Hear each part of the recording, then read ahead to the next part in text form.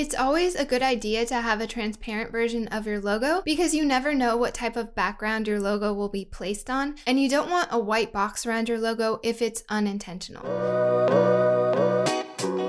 JPEG files are not transparent. They will have a white background even if your Canva file doesn't show anything in the background. So you'll want a PNG for web use or an SVG for print use. Both of these file formats can have a transparent background. So to start, just type in logo here to view the logos. Then when you find one you want, just select it and it'll open up here in a new tab. Now we can see this one doesn't have any color in the background. I'll also add this one here to show you with one that does have some color. Once you finish your design, you just go up to download and we will want a PNG. It's already suggesting that.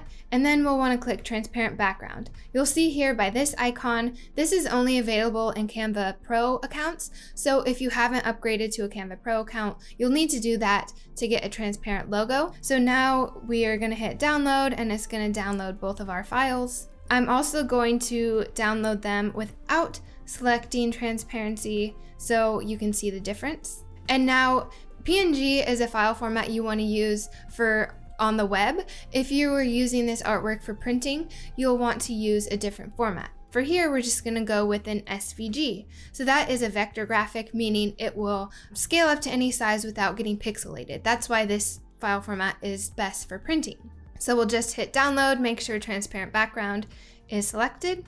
So if you have a background like this that has some color on it, that's when you don't necessarily want a white background. So these two logos are the versions without transparency. You can see the orange here, and this one just has solid white in the background. And that doesn't work very well on this layout because it covers things up.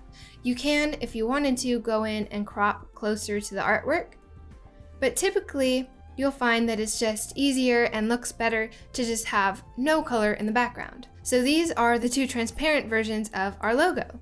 You can see they don't really work that well on these colors. You would want to change it so it's more visible, but you can just see why you want to use transparent logo.